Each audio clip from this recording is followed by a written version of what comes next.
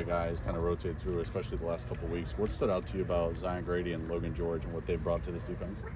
Yeah, I mean, you see what they do on Saturday nights every practice. You know, I'm not surprised they're out there making plays. Zion's been making plays since spring ball when he got here.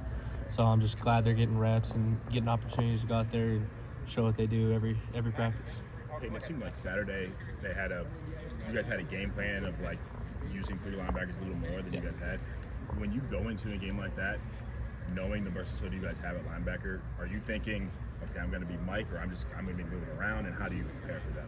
Yeah, I mean, we have a different game plan for whatever that offense is doing. You know, that week we had a specific game plan for, you know, what they were doing and with their specific tight ends that they had put in the game. So Coach Patricia does a really good job of putting us in good spots and letting us play free and fast, and that's I felt like that's what we did on Saturday.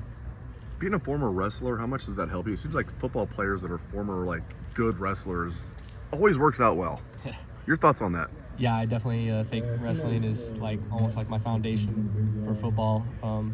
Just not even the physical stuff, but the mentality of it. It's just so hard, and I've learned so many lessons from wrestling. And you know, there's a quote that Dan Gable says. He's like, "Once you've wrestled in life, everything else is easy." And to a degree, it's kind of true. So I feel like it's definitely helped me, you know, with my mentality. And then physically, you know, it obviously helps with linebackers. So, yeah. You know, James Laurinaitis likes that, right? Yeah.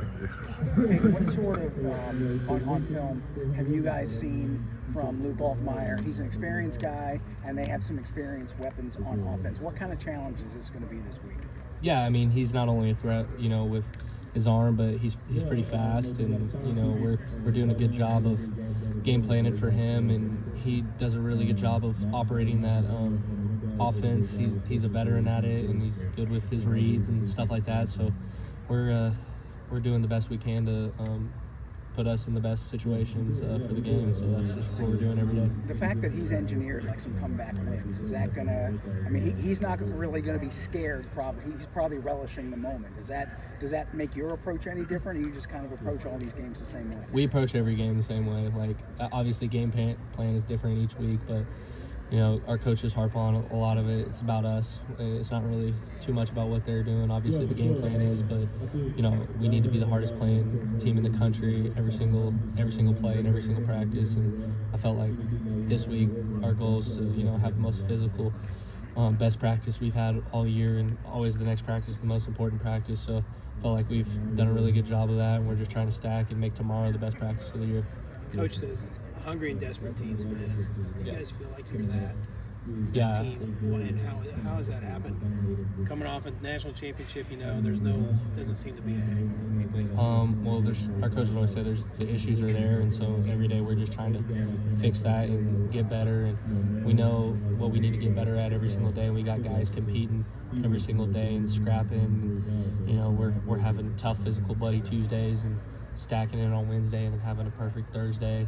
And so we're just trying to take it one day at a time. And our coaches, you know, say like whatever happened, not even national championship last year, but whatever happened last week doesn't matter. It's just literally the next practice. So tomorrow's going to be the most important practice of the year, and then Friday will be the most important, and so on.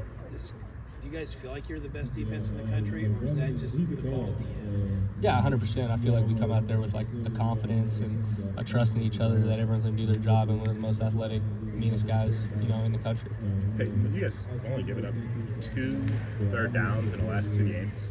I think Minnesota faced 3rd and long 8 of their 11 third down attempts last week.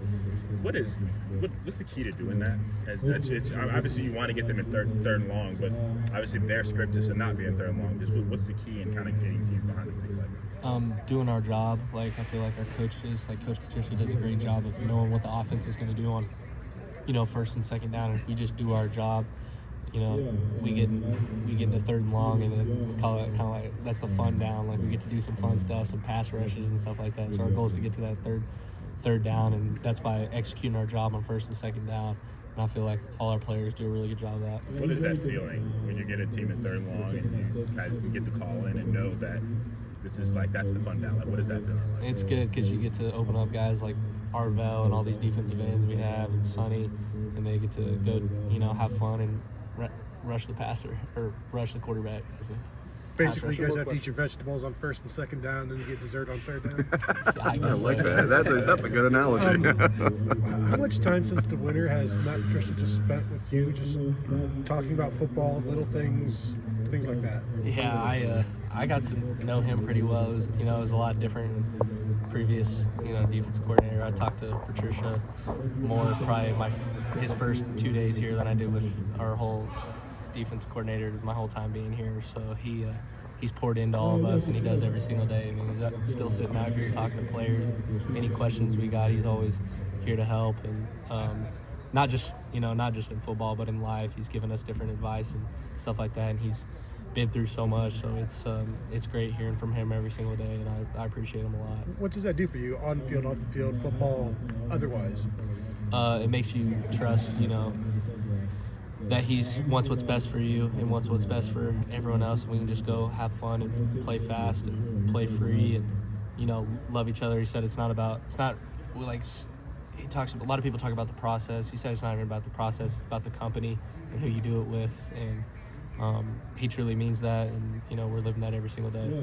There's been a different leading tackler every game so far this season. Is it like a badge of honor to be a leading tackler for this defense?